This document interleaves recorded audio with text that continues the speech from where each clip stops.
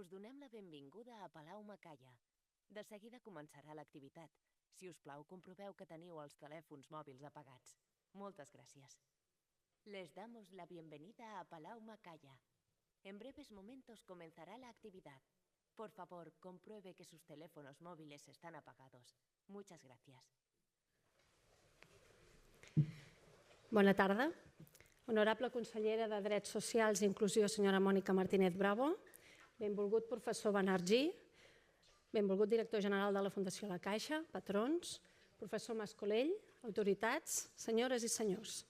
Bona tarda i molt benvinguts al Palau Macaya, una obra emblemàtica del modernisme català dissenyada per Puig i Cadafalch l'any 1901, que des de fa uns anys i sota el paraigües de la Fundació La Caixa s'ha convertit en un espai de reflexió i diàleg on abordar els grans reptes socials, econòmics, tecnològics, humanístics i mediambientals del nostre temps.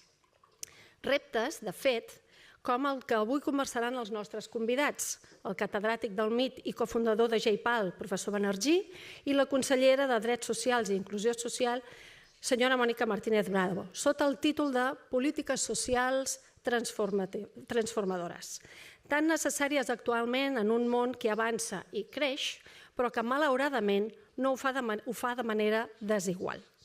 Una conversa que compta, a més, amb un moderador d'excepció, com és el professor Andreu Mascolell. El professor Banerjee, mitjançant els seus estudis, va rebre el Premi Nobel d'Economia l'any 2019, juntament amb la senyora Esther Duflo i el senyor Michael Kremer, per la seva investigació sobre la pobresa i el desenvolupament econòmic. Estudis amb el que, sens dubte, han contribuït a desenvolupar polítiques socials i incentius a nivell nacional i internacional basades en l'evidència científica i que contribueixen de forma efectiva a lluitar contra la pobresa i l'exclusió social i contribueixen a reduir les desigualtats. Una tasca en la que ens sentim plenament identificats des de la Fundació La Caixa, una institució centenària que des dels seus orígens a principis del segle XX treballa a través de múltiples programes i activitats pel desenvolupament econòmic, l'educació, la innovació social, l'ocupabilitat, especialment pels més vulnerables, i la lluita contra la pobresa. Una tasca ingent a la que en els propers 5 anys encara hi dedicarem més esforços i recursos, tal com vam posar de manifest el passat mes de juny en el nostre llançament del Pla Estratègic 2025-2030, ampliant el nostre radi d'acció per donar resposta als nous reptes socials, adequant-los a les necessitats del nostre temps, invertint en l'àmbit social, la recerca, l'educació i la cultura com a motors de transformació.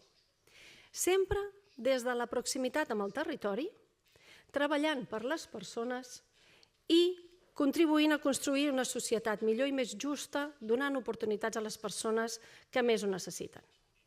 Per això, per nosaltres, és un honor i un privilegi acollir-los avui en aquest diàleg, en aquest espai de la Fundació, també convertit en Centre Internacional de les Ciències Humanes i Socials de la UNESCO, remarcant l'evidència i la rellevància de la conversa d'avui, pel seu tema, que és l'ús de l'evidència per millorar els programes socials. Una evidència que sempre hem fet nostra, ja des dels inicis de la Fundació La Caixa, quan va ser creada, per donar suport i protecció davant de la malaltia i la vellesa, i que mantenim en l'actualitat en el nostre pla estratègic, on hem assenyalat una línia prioritària en l'enfortiment de l'avaluació de l'impacte dels nostres programes. Estem desitjosos d'aprendre, d'escoltar i contribuir posant el nostre granet de sorra, perquè a través del debat, el coneixement i la crida a l'acció, el progrés no deixi a ningú enrere. En aquest sentit, poden comptar amb el nostre compromís per entre tots fer-ho possible. Moltes gràcies i endavant.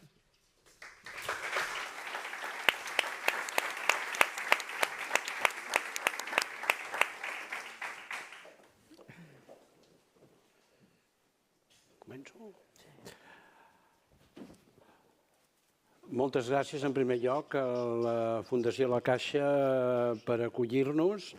Estic segur que serà un diàleg molt interessant entre dos professors, bàsicament. El professor Banerjee ens ve originalment de Bengala, la Índia. Va estudiar al molt famós Presidency College de Calcutta, després a Harvard, allí és on jo vaig tindre el plaer de conèixer-lo, a cursos de microeconomia. Després va continuar després del seu doctorat, que el va fer sobre economia de la informació centrada en el fenomen del herding. Tota la seva carrera ha transcorregut a l'MIT. Aviat va passar l'estudi amb una tradició molt de la Índia, d'economistes eminents indis, a l'estudi de la pobresa, i aquí ha sigut un dels inspiradors de la metodologia dels experimental field randomized trials. Si m'esforcés una mica ho podria traduir. En aquest camí ha publicat llibres sobre pobresa, l'últim l'any 2019, A Short History of Poverty Measurement. L'any 2019, amb Esther Duflo i Michael Kramer va ser guardonat amb el Premi Nobel, i també ha estat un dels fundadors del JPAL Poverty Action Lab, una institució que ha esdevingut molt central en el món de la recerca i de l'assistència a la pràctica de la lluita contra la pobresa. Després tenim la consellera, la professora Mònica Martínez Bravo. Ella ve per ordre del barri de la Prosperitat, a 9 barris, Barcelona, després la UPF, després el CEMFI a Madrid, després el PhD a l'MIT, que el va obtenir el 2010, i un dels membres del seu comitè de doctorat va ser el professor Banerjee. Després va venir John Hopkins, després el CEMFI, el CEMFI ja com a professora, jo m'estic confonent, no vas anar al CEMFI a fer el màster. No vaig anar a fer el màster. No, al CEMFI només hi passo una vegada, que és com a professora, i no de màster. Però el del barri de la Prosperitat era precís, i va començar una carrera acadèmica de molt èxit, amb publicacions molt interessants i molt ben publicades, utilitzant de política econòmica, utilitzant dades de la Índia, de Xina, de Pakistan, i amb un èmfasis en política local i, en un cert sentit, en transicions polítiques. Després ve el CEMFI, que ja ho he dit, i després entra en servei públic, després d'un període de dirigir, de coordinar un programa molt gran amb el qual utilitza la metodologia dels experiments de camps aleatoritzats. El gener del 24 va ser nomenada secretària general d'Inclusió i em sembla que va ser l'agost, doncs vam tenir la sort que se'ns apareixés com a consellera d'Inclusió a Catalunya. Comencem, doncs, el diàleg, que anirà amb 6 seccions, i jo faré preguntes en els dos i vosaltres contesteu com us sembli. I ho faré, a partir d'ara serà en anglès. La primera secció és sobre the role of science in policy making today, and the question begins with a paradox, namely that these days we have much more data that we ever have had. And however, it is not clear that the data are having much impact in politics, in particular in policy making. Public policy seems much more reactive and politicized in spite of this available of data. What are the main barriers for science and evidence being more relevant in policy making? And a specific question for Consellera Martínez Bravo, now as both a researcher and now a policy maker.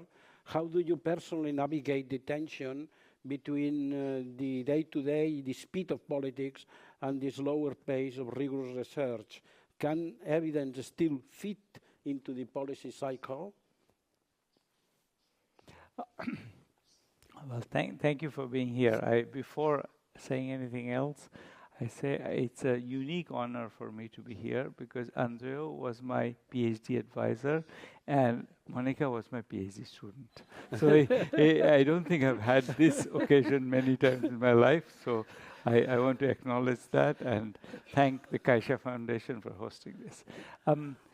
Andreu, I would say that maybe your experience is different from mine, but when I started doing kind of policy work, not really like Monica does it, but like going to governments and talking about policies in the late 90s, the people had such confidence in their views. And I think that's no longer true. So I actually think the world has moved very far from where it was in the late 90s. It was very hard.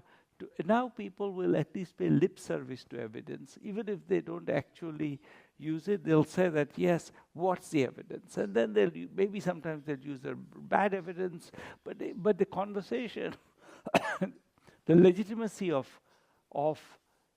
at least claiming that you have evidence has changed substantially in the right direction. People across the world, and I worked in many countries, and I would say that it used to be very hard to, once you say a randomized control trial, you see eyes rolling, and then you don't see anymore.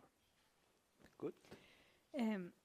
Bé, primer de tot, també un agraïment al professor Banerjee per estar aquí amb nosaltres, al professor Mascolell per també moderar-ho i també a la Fundació La Caixa per agrair-li l'espai i fer el hosting d'aquesta jornada, però sobretot per la tasca que feu també impulsant les polítiques públiques rigoroses i el suport a les persones més vulnerables.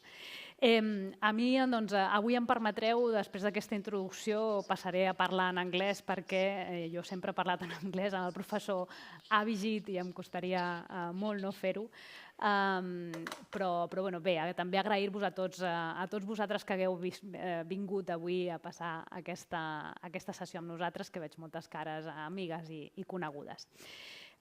So going back to the question of Professor Mascolell and also picking up on what Professor Banerjee just mentioned, I completely agree that science is still very valuable and probably we don't realize how much. I mean, as a policymaker, in my short experience as a policymaker, I had a taste of it because in those interventions in which I could relate to the scientific evidence and cite specific papers, the whole argument gained much more value, right? And I see that in the faces of the audience, and I see that also in the media, right? But I think that there is still a scope to improve, particularly in Europe. I think we have to realize that not all science is created equal.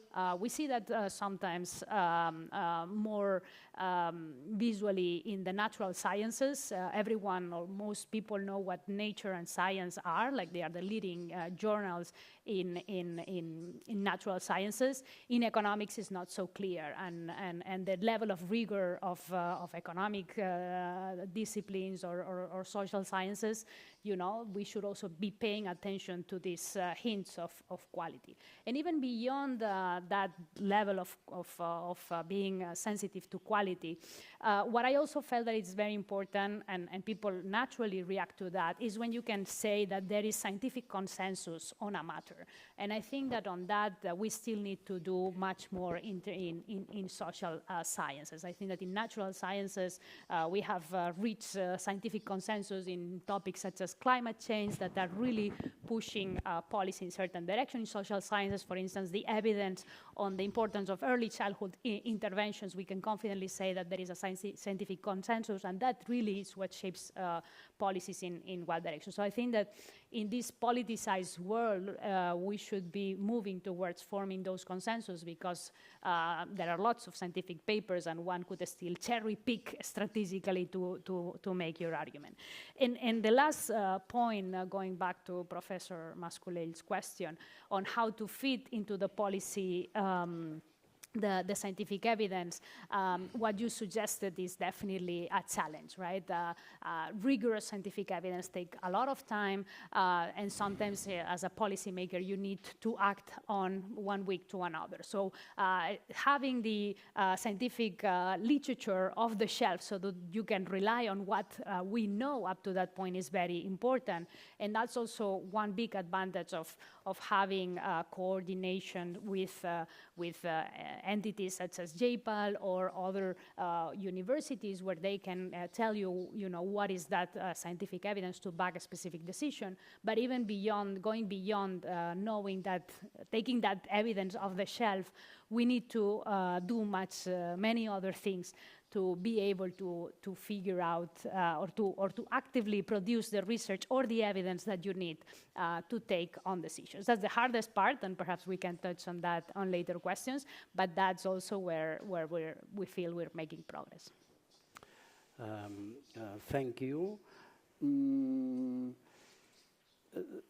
Let me elaborate a bit more on the link between academia and public policy.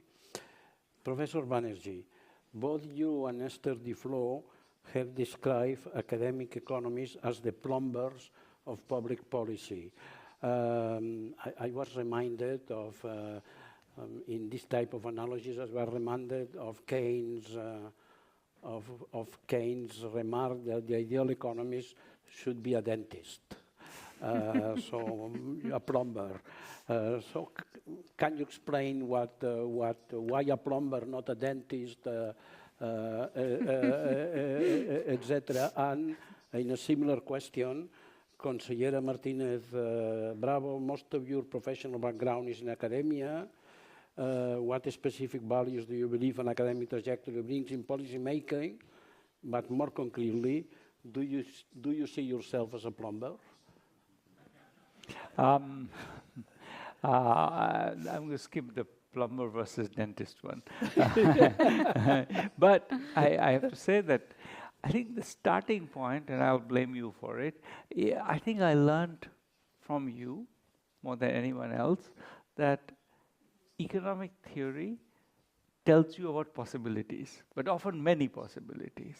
And that in the end, there are details within the same policy which need to be chosen, and the theory gives us very little guidance there.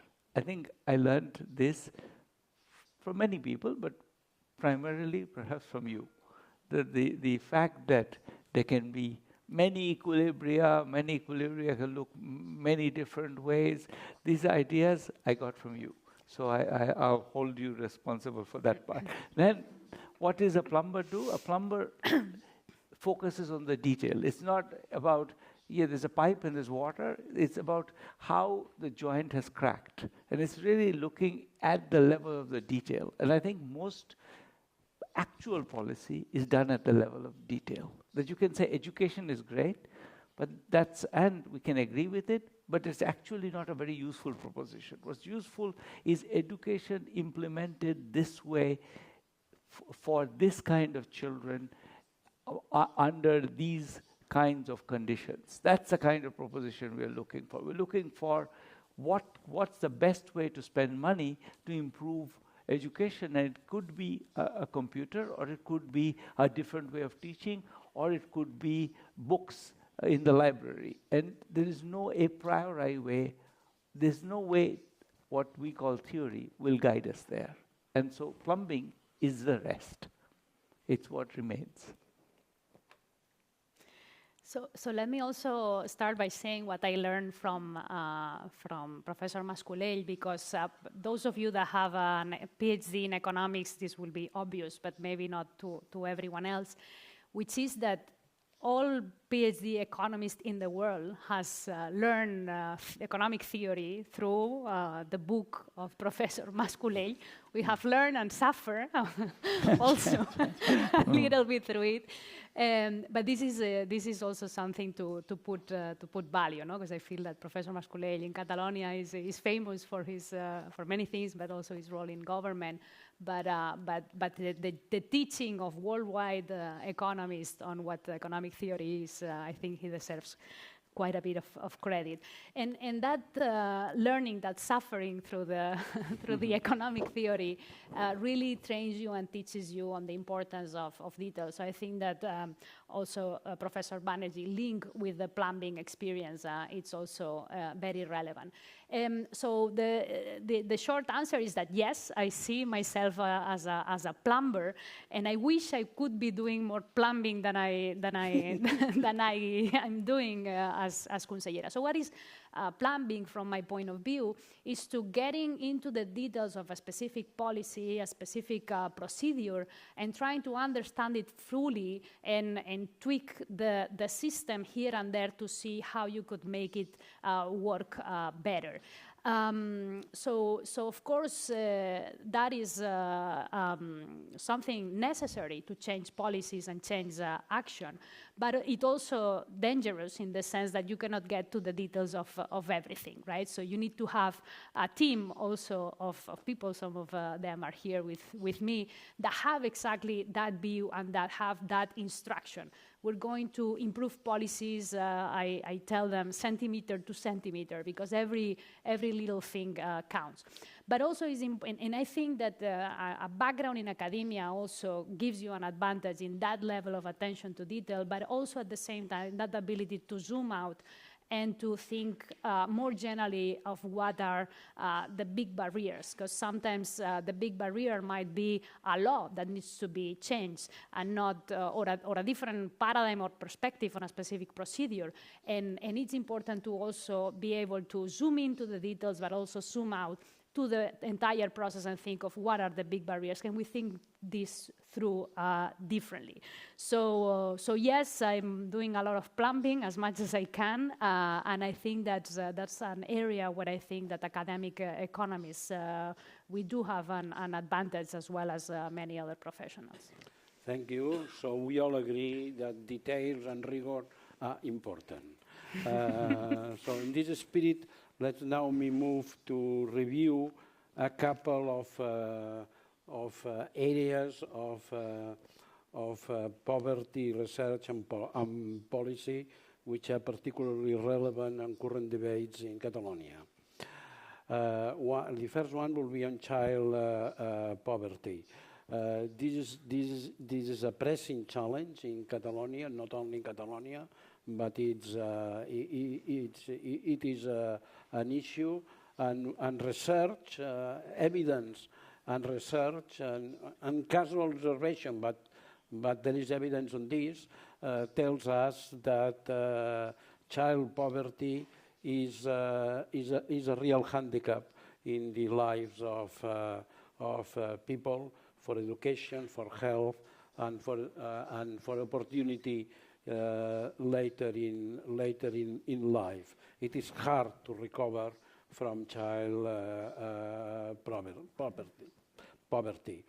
One of the proposals currently being debated in Spain entails simplifying access to the child supplements linked to the minimum income scheme.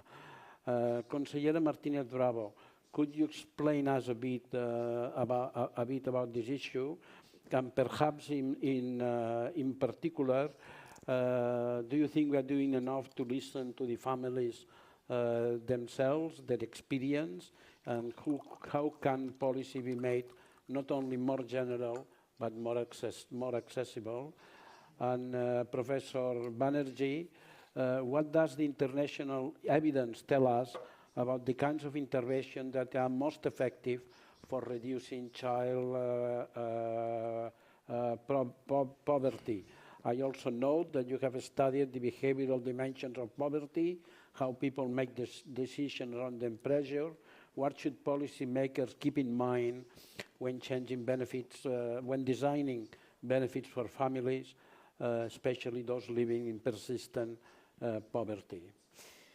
Yes, thanks for the question. So indeed, in Catalonia, we have a big challenge regarding child poverty, and actually we have a quite mission-oriented government, and actually the main mission that the President Salvadorilla entrusted me is to design policies that fight child poverty as one of the main goals of that guide our action through the social rights department. Catalonia has one of the highest risk of at-risk poverty, child poverty in the European Union when we look at the at-risk poverty, which is a relative measure, but also in absolute measures of poverty, such as material deprivation. We are the fifth, only after Romania, Bulgaria, Greece, and Hungary. And in particular, this year, we are above the poverty rates in Spain. So that requires important action, and that's what we have been doing since the very first day of our government. We have finished a national strategy in the fight against poverty, a national strategy that had the consensus of the non-government organizations, the foundations, and many other important players, and that tries to target different areas or barriers to child poverty that need to be pushed or improved, including education, health, housing, nutrition.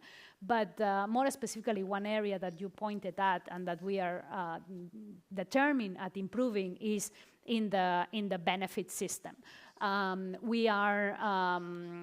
Catalonia and Spain have weaknesses in their fiscal system, in the extent in which they can transfer resources to households at the bottom of the distribution, and actually we can see that also in the numbers. So if you compare the child poverty rate before and after taxes and transfers, in the European Union that declines by 16 percentage points, while in Catalonia it's only cut by 9 percentage points.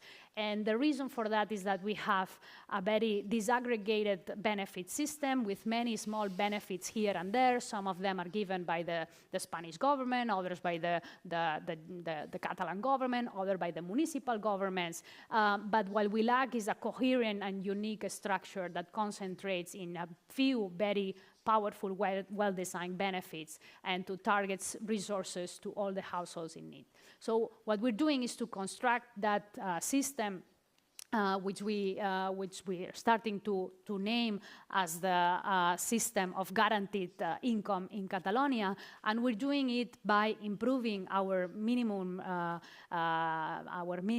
income policy, the Renda Garantida Ciutadania, as well as to adopting the management of the minimum income scheme from Spain. So it's the combination of these two actions which will give us a one-stop shop, in a sense, to access the benefits, given in a coordinated fashion based on data, and that reduces also like the bureaucratic burden for households to apply and to get to that benefit. Because what we're seeing is that there are important non-take-up rates of both benefits, and that's something that we cannot afford as a society, because as you said, we cannot live with the scarces that living a childhood with important deprivation leaves, and some studies have quantified, a study by Libertad González, who is here, quantified the cost of child poverty as 5% of GDP. So that's a quantification that should make us reflect on how much money as a society we're leaving on the table because having so many children that do not have the means to grow, to learn, and to have like fulfilling and successful lives. Thank you. Professor Banerjee, are we in the right path? I think first order taking it seriously is clearly right. I think that in terms of the global evidence, I think what Monica said is worth emphasizing, is that it's not just a matter of intending to give benefits, it's also a matter of designing a system where benefits actually reach people. And that's actually a huge issue in many countries, and one of the rather remarkable things that Monica and along with Anna and other people from JPAL and a whole bunch of researchers here in Spain pulled off is a series of studies on the take-up of anti-poverty programs, what makes it better. So I want to say that before answering your question, I want to say that it was a remarkable experiment in experimentation was done in Spain. There were 36 experiments conducted by various different regional governments, and they were all carried out as randomized controlled trials. They were properly measured, properly estimated, and we know the results. And happily, these interventions, a lot of them focused on getting people to take up the benefits. Actually, almost 85% of them worked. So that's a rather remarkable fact. In fact, that policy making is not entirely misguided. That's reassuring. On the global evidence, I think Monica also said that before, which is early childhood interventions. For example, reading to children, making sure the right nutrition, but also involving them in educational activities early works, especially for children who are disadvantaged. But to give an example of a detail that matters, in the US, there is a significant, in fact, the programs that do not involve home visits by a qualified social a social service worker do not work. The only ones that work are the ones where there is a social work, and when they work very well. Now these programs have been around for over 20 years, and you see the outcomes of them in the labor force participation, the earnings, the incarceration rates, all kinds of outcomes. You see them 20 years later. So it's not just that these children, do a little bit better. Their whole lives are transformed. And I think when you do it right, it's really an extraordinarily positive thing. Thank you. Let's move to another issue, which is the universal basic income. A much more general issue that child poverty. As you know, opinions are divided. We all have one. I will not say mine now. That is irrelevant. But there is a strong debate in Catalonia, and that has entered the political debate. And at this point, the state of the situation is that the Catalan government has committed to evaluating universal basic income programs as part. It has agreed to evaluate it. Professor Banerjee, more evidence is always valuable in shaping such debates. From your perspective, what are the key areas where additional scientific evidence is most needed to assess whether universal basic income is ultimately a good idea? And consellera, I will put you off the hook and begin by saying, aside from the universal basic income, to what areas do you think evidence is most needed to improve income support policies? Thank you for that question. So I think there are the two really distinct arguments for universal basic income. One is kind of a rights-based argument that somehow why should, nobody should be required to ask for support. The support should be guaranteed and available. The other argument is more a practical argument, a targeting argument, that we target badly. And I think what Monica was saying, that part of bad targeting is the failure to deliver to people who need it. That said, so those are the two arguments that are typically made for why it should be not why there should be basic income, but why it should be universal. The advantage of universal is that there's a clarity there, it's everybody's right, everybody can go and claim it, and therefore there isn't this uncertainty about, am I eligible, is it for me, should I apply, would it be a waste of time, etc.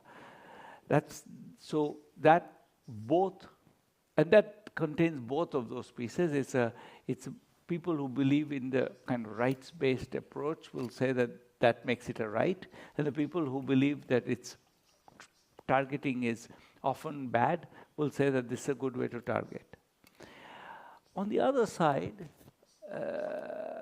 there are lots of people who don't need the money, and we know that, we know that to painfully that raising fiscal resources is a huge challenge.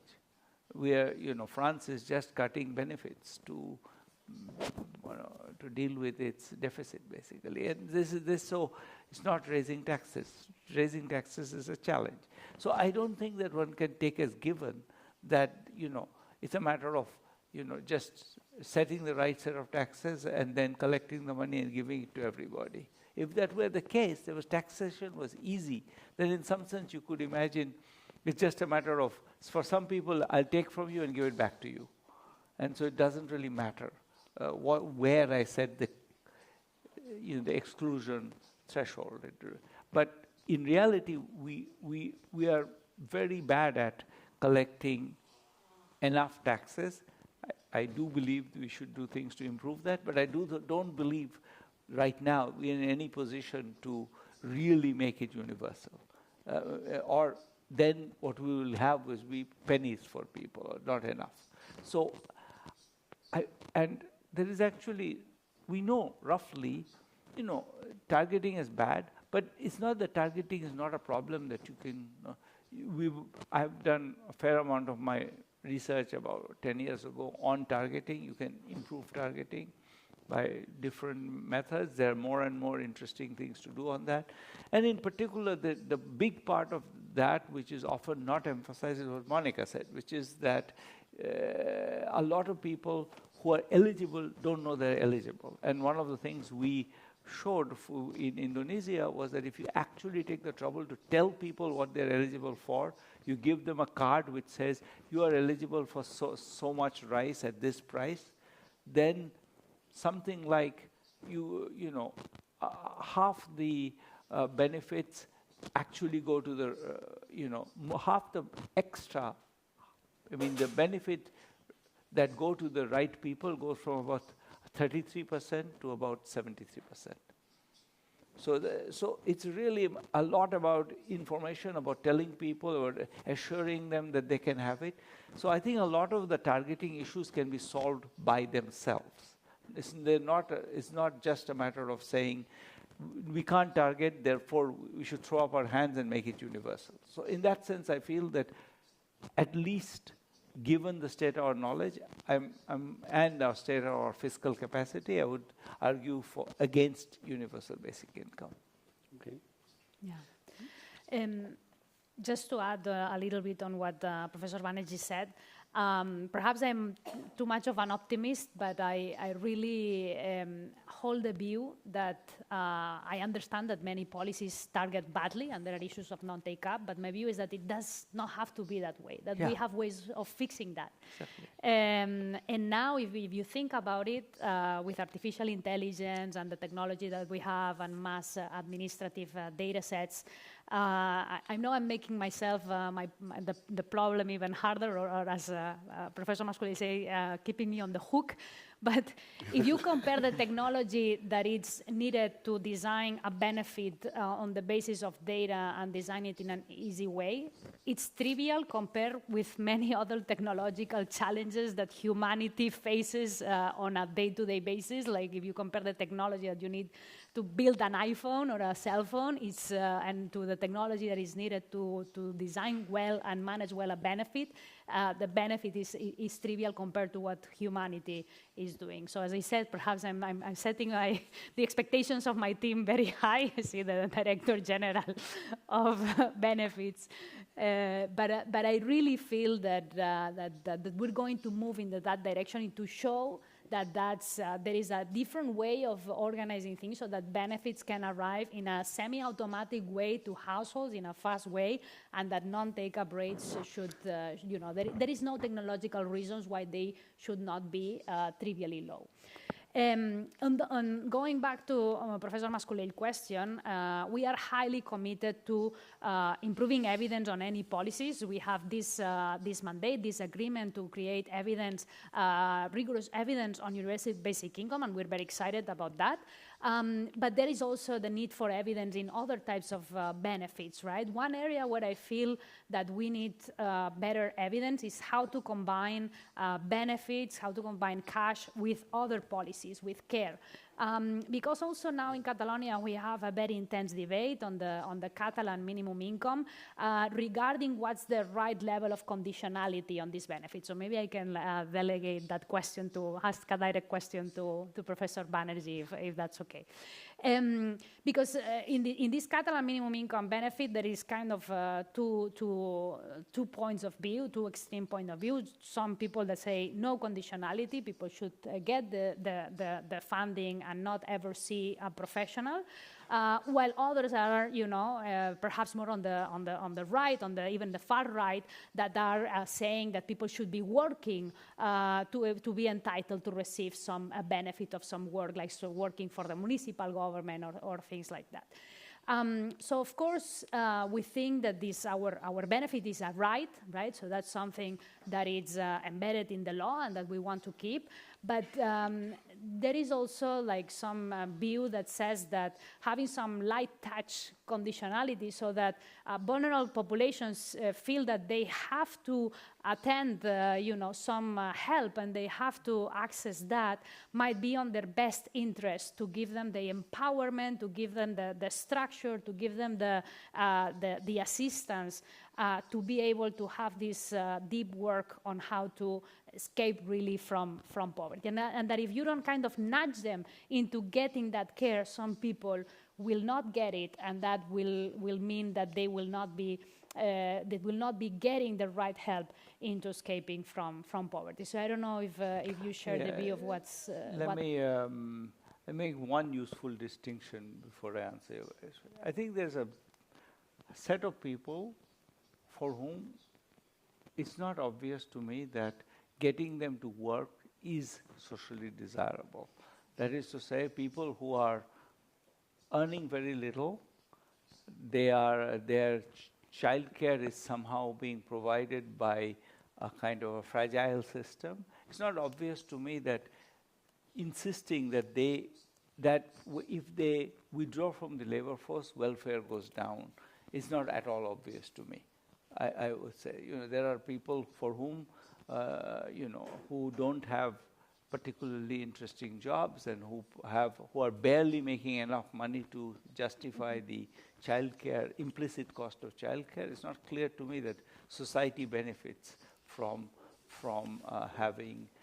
insisting that they work. So I think that I say that because I think it's important to realize that there are many people who have different reasons. So on the other hand, I do agree with you that there are people for whom just the decision, who are paralyzed by the fact that they have failed for a while, and for them, being in the labor force, trying to find a job is often quite difficult. They don't try very hard, and we see declining, labor force adherence rates all over the OECD. So I do think that this is an issue especially for young males now, whose entry in the labor force is getting slower and slower. So I do think that there are people for whom there is a clear reason to engage with them and try to get them into the labor force or think about getting a job. And then there are for people who are maybe, young mother with 2 children may not be the obvious person to force them into the labor force. So I think it's worth thinking it through in terms of what do we think is socially desirable before having a policy. Okay, thank you. For our last issue, let's get back to science and policy. We have agreed that they have to be embedded in one into the other, and we should reflect on the most effective ways to promote the science-oriented policy. There's the issue on how to do it. Around the world, there have developed many programs and even institutions to do research on the connection between science and policy making. There are policy labs in Latin America. In Britain, there are the What Works centers. You have mentioned the research that has been done in Spain, which the consellera knows well. And now we are in Catalonia, and we are also interested, and there are many people interested in these matters. And I have heard that you have signed some kind of memorandum of understanding for strengthening the evaluation of social policies in Catalonia according to the highest scientific standards, in particular promoting the use of randomized cross trials, etc. So I am very curious. So what can you tell us about this? Yes, so we just signed a memorandum of understanding earlier this afternoon, and essentially to put in paper our common and shared values and commitment towards generating rigorous evidence and evaluation of social science and social policies, because we think that's the way to go to have many of the innovations that we have been discussing during this session.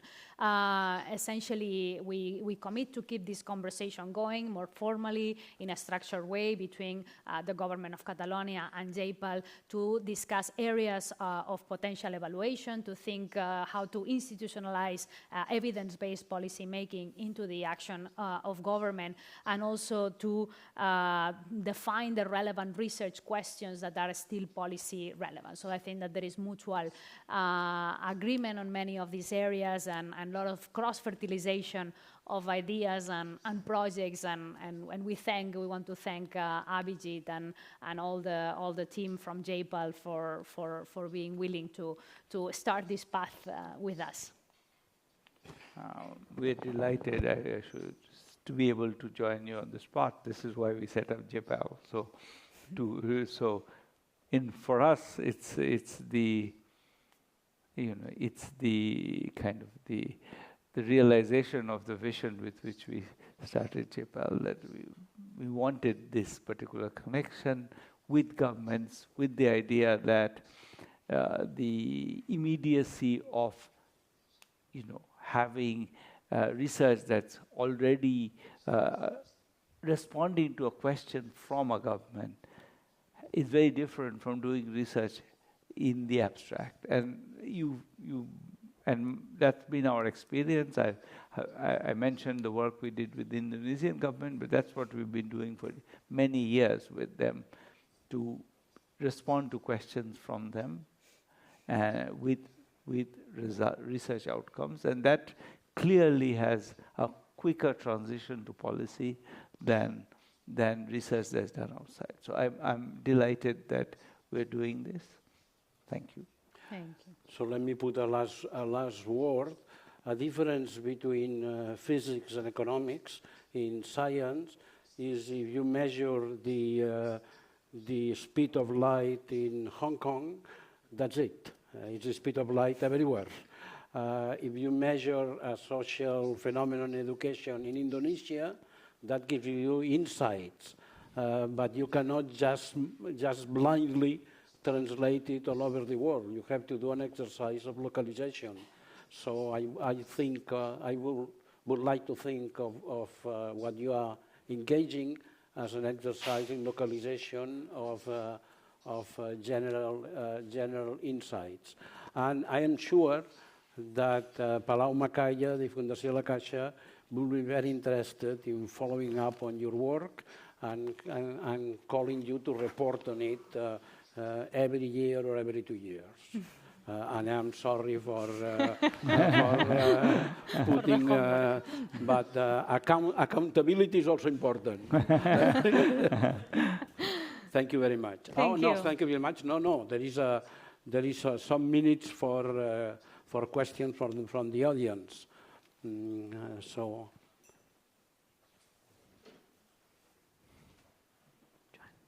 Sí, y después aquí, sí.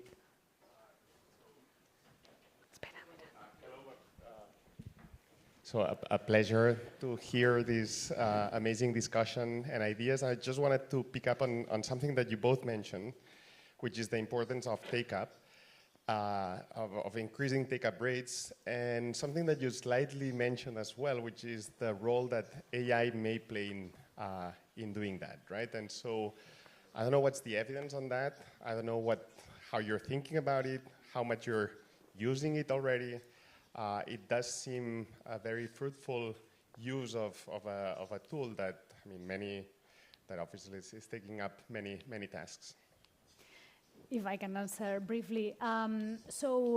Definitely one of the main goals of our government is the transformation of the administration, and on that there are very brave steps that we are taking. One of them, for instance, to have a more proactive administration, right?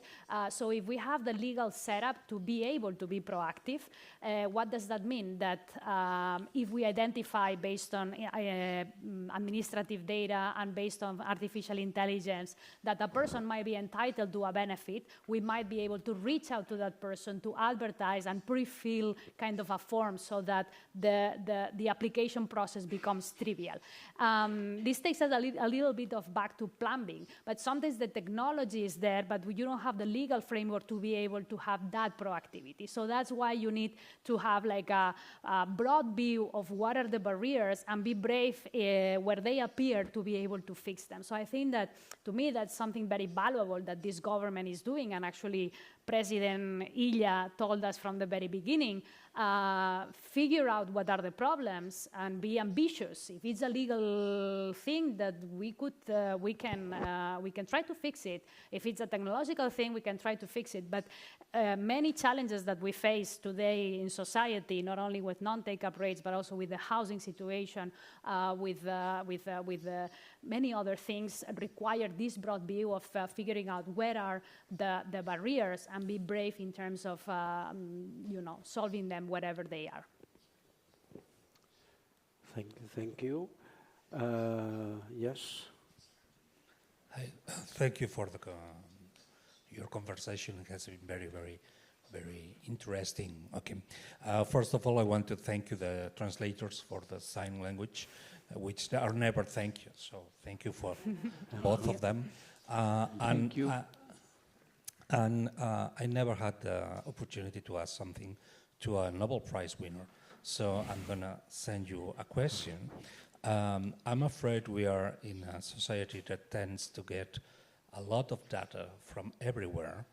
I have been reading books like The Tyranny of Metrics and things like that.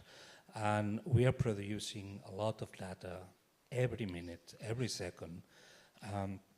And I feel like when I'm trying to do any kind of work, that I need a director that once in a specific moment tells me, stop reading, start writing. So I want to ask you if you feel like we can die from all that data and put us in a situation that we cannot act because we don't have the access to all the data we want to analyze before getting into working. And then I also don't have the opportunity to ask to my boss any questions, so I'm going to ask my boss a question too, because I work in that department, so that you are my boss. How we can do to manage as much questions as we manage in the department. We have childhood, we have old people, we have migrations, we have poverty, we have a lot of questions that they are impacting on our society and on the way we can act on them. So how can we manage all that different fields to work together and not putting our foot in others' foot so we can stop ourselves from acting? Thank you.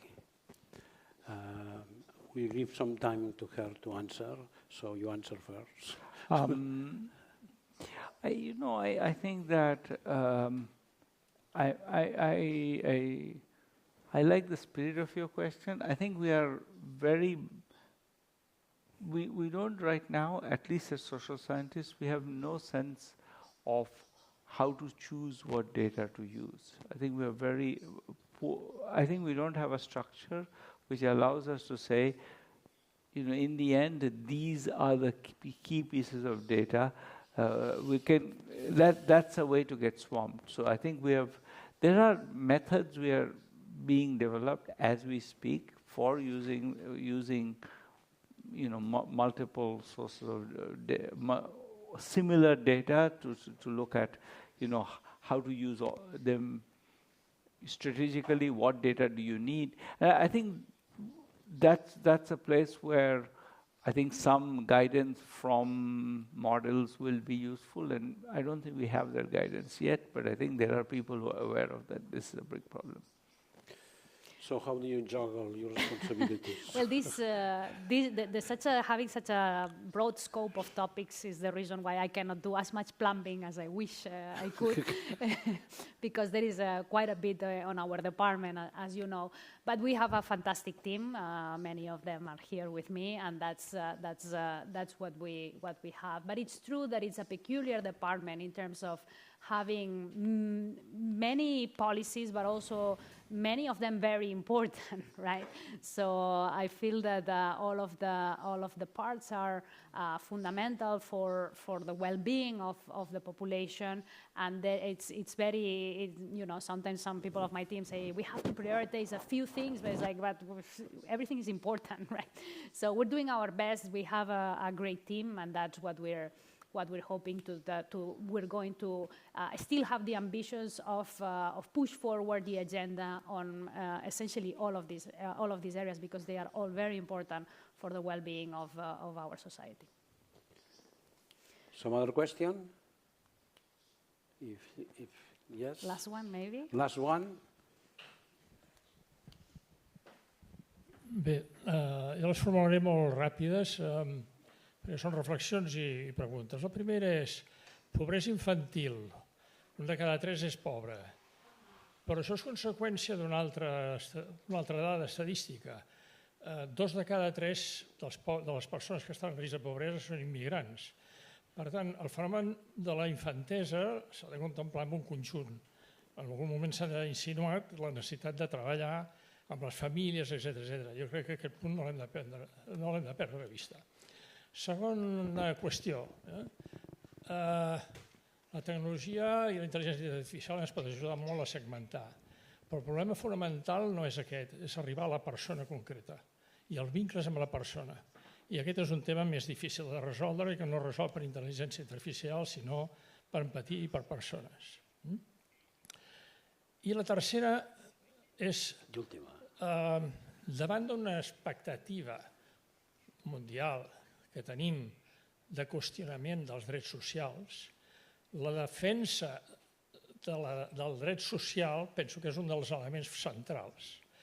Aleshores, establir polítiques i garantistes, però no burocràtiques, que ajudin a les persones i alhora no fomentin o donguin peu a tots els odis que s'estan impulsant, crec que aquest és el repte més important que tenim els demòcrates.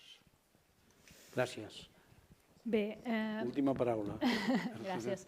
A veure, el tema de la pobresa infantil, doncs, és veritat que un contingent important de persones en situació de pobresa i d'infants en situació de pobresa són persones que són generacions associades a la immigració. Però això és una qüestió natural. Quan tenim fenòmens migratoris, les persones nouvingudes acostumen a tenir menys ingressos que les que han estat més temps en aquell país.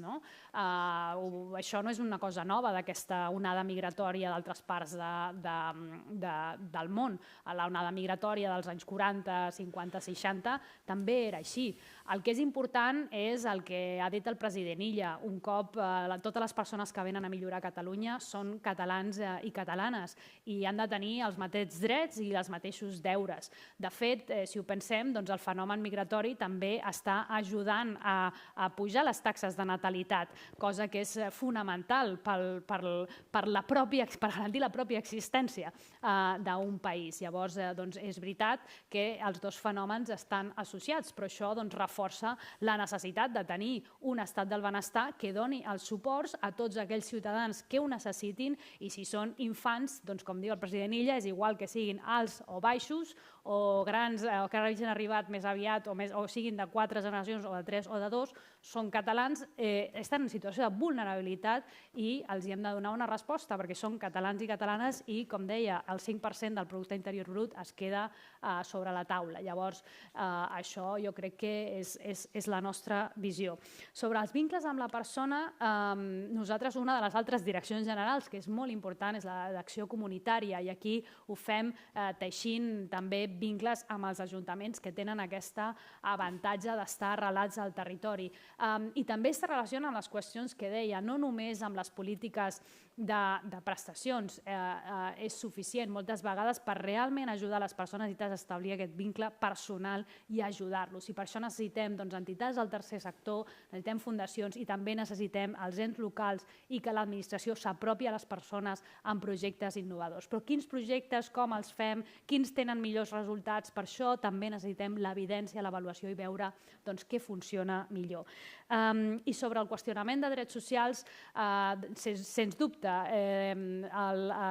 l'estat del benestar està qüestionat des de molts àmbits, però des del meu punt de vista és un dels fonaments, els drets socials és un dels fonaments i els pilars del nostre estat del benestar. Hem de construir i dignificar aquest sistema perquè tots en serem usuaris en un moment o un altre i no ha de quedar enrere ni en tecnologia, ni en millors dades, ni en més innovació i aquí és on està el nostre compromís de situar-ho i avançar cap a un sistema de drets socials que estigui dignificat i que estigui a la mateixa alçada, amb el mateix nivell de reconeixement social que el sistema de salut o el sistema d'educació, en el qual tots ens emmirallem i estem orgullosos, o la major part de nosaltres, de tenir aquests sistemes com pilars de l'estat del benestar. I el sistema de drets socials ha d'avançar cap aquí també.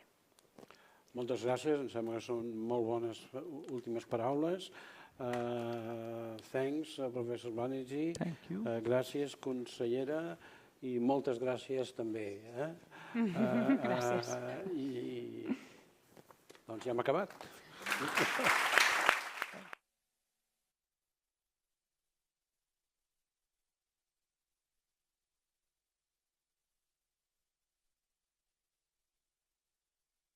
Gràcies per acompanyar-nos. Esperem que hagin gaudit de la sessió.